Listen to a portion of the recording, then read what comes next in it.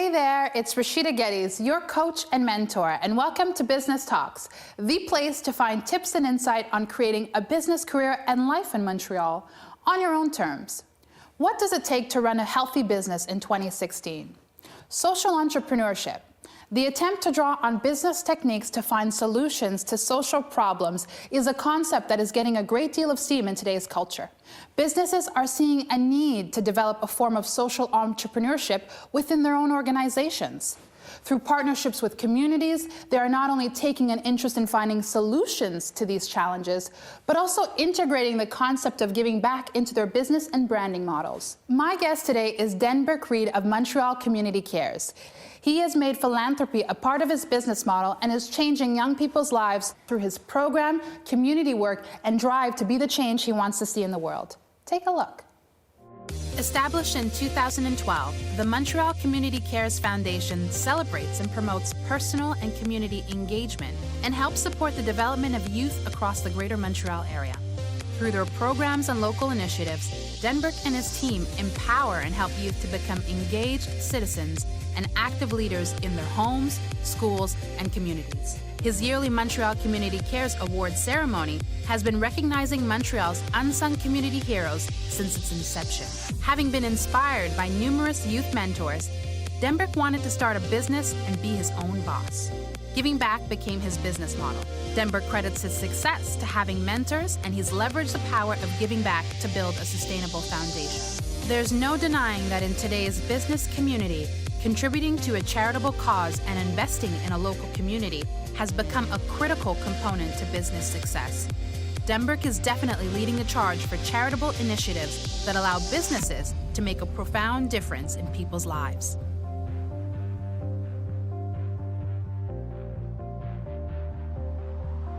So I want to thank you, Denburk, for being on today and talking about business and giving back. I think it's really important as business owners and as entrepreneurs that we understand what component of giving back is important and how it makes for a healthy business.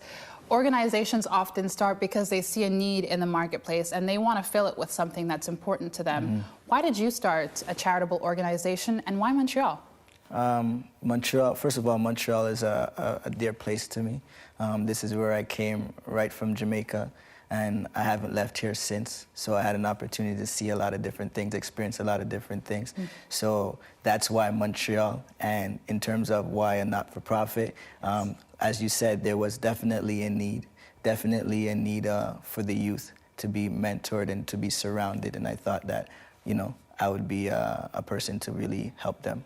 That's really bold of you to be able to make a decision like that as well. And you were talking about, you are youth development, so you are really talking about giving back to the youth and really creating programs and initiatives that will help them further on in life. Yes. How was your childhood like? Did they have programs like this when you were growing up?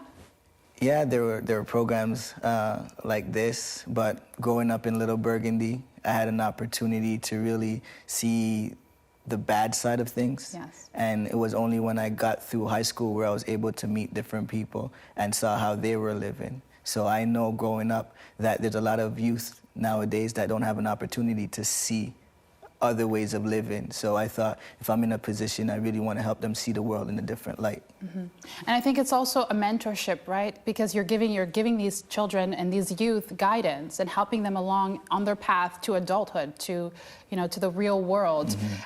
What do you think, how do you think mentors help? What's the best advice you've ever been given by a mentor? And how do you think that you've translated that to the youth that you now mentor? I think mentoring is it's a tricky word, because you can't just go out there and say, I'm a mentor. Yes. It's something that just happens, and it starts by building a relationship.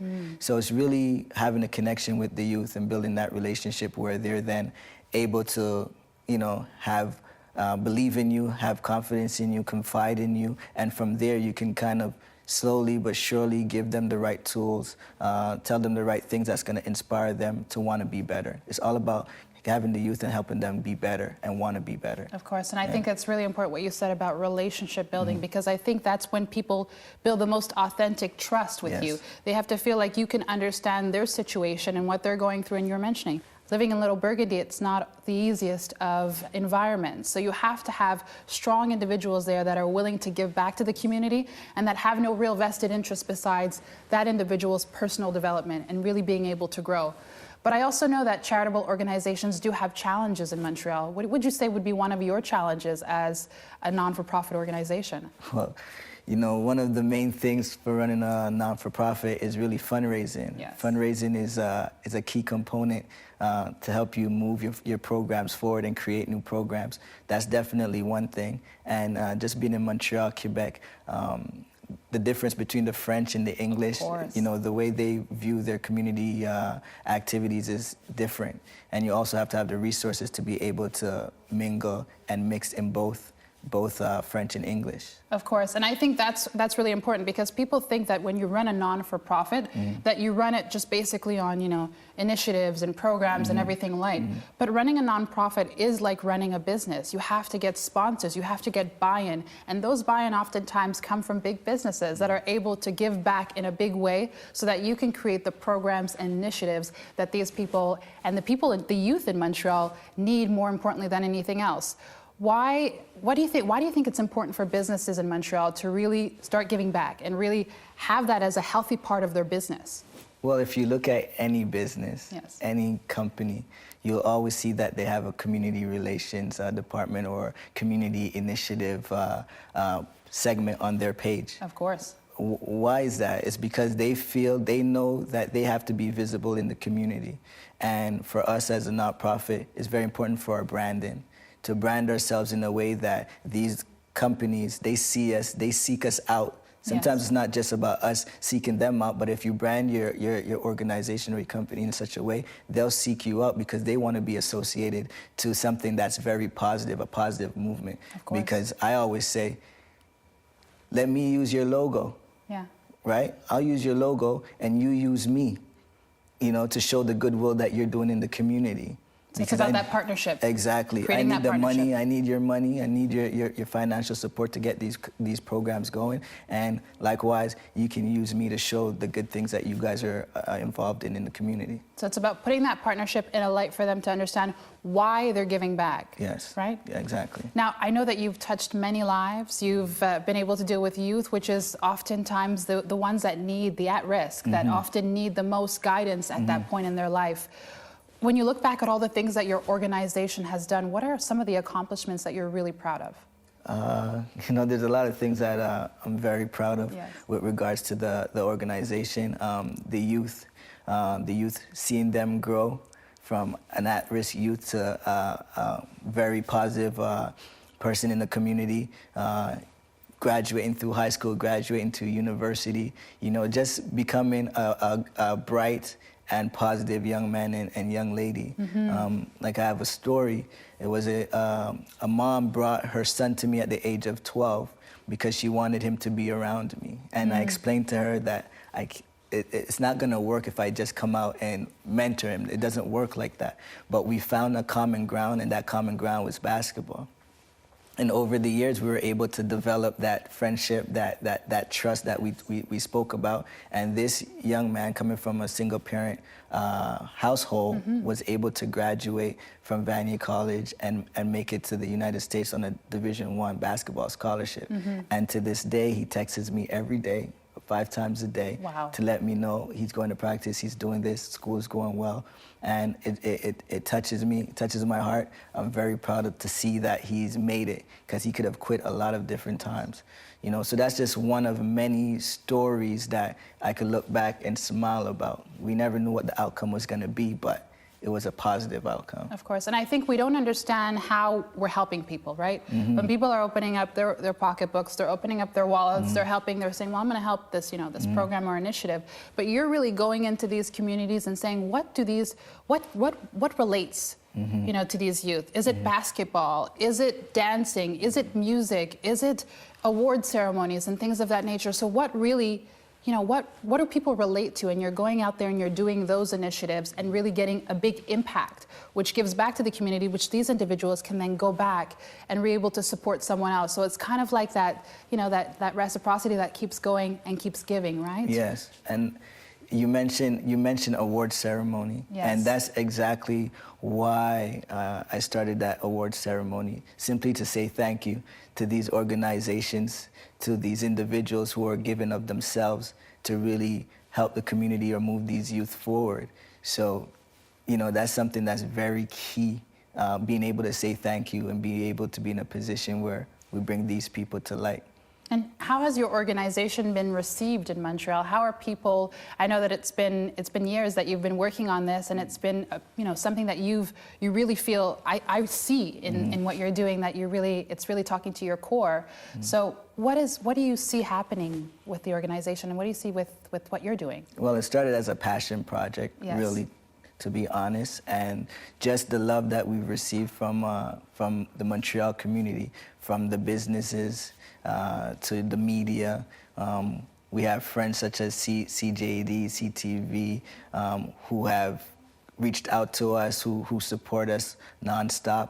We have friends like the Vince Guzos and the Maria Guzos and Cinema Guzos, Yes. and Paul Debaye from Burgundy Lion. These people, they really come aboard and they champion, because that's what you want. You want individuals and companies to say they speak for you. They validate what you're doing. They vouch for you. So that's very key. So I say, in terms of the Montreal, how we've been perceived, or how we feel about it. Yes. We feel love. Good. We show that Montreal really does care. That's amazing, and I think it speaks to the name of the organization and what it stands for, and I think that's great that that's what ends up being what people see and how people want to give back and really contribute in that same way. What's next for Montreal Community Cares? What's next for Denburk Reid?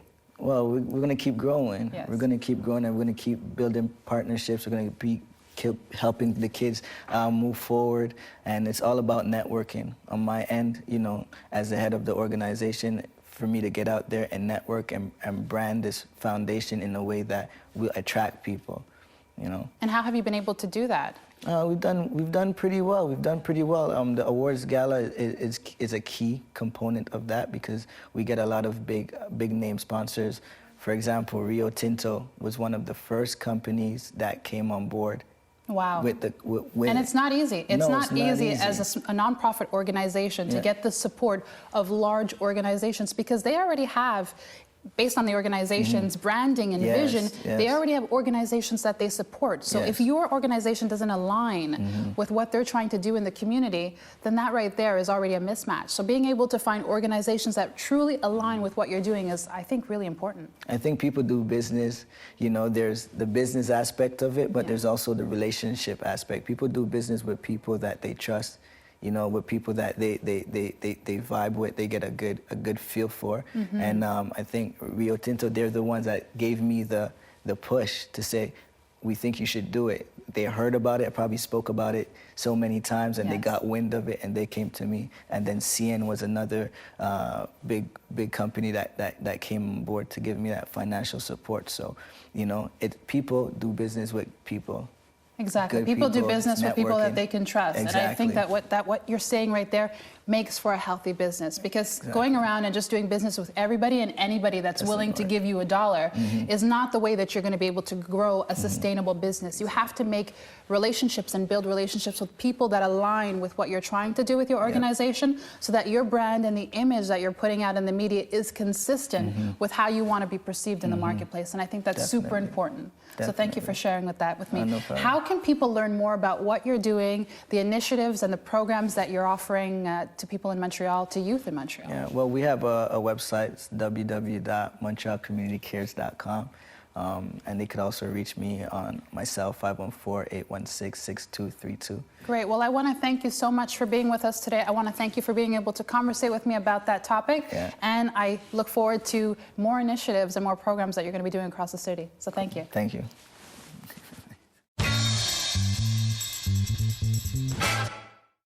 My interview with Denburk today really left me with two big takeaways. The first takeaway is that relationship building is so important for a healthy business. You can go to as many networking events as you want, collect all of the business cards, but if you're not building relationships and you're not following up with them, there's no way that that's going to necessarily turn into an opportunity. The second takeaway is whether for profit or not, you have to model your organization like a business. You really do. There's so many elements that you have to cover, whether it's branding, marketing, fund building, that you need to understand how a business does it so that you can do it too for your organization and the people that you serve. I want to thank you all for watching today, and I also want to thank my guest Denburk for all of the information he provided through the show. Are you looking to create a business career and life in Montreal on your own terms? Are you looking to leverage your strengths so that you can transform your life? Visit RashidaGeddes.com to know how I can help you and your business. Empower, mentor, lead, and never stop learning. Bye for now.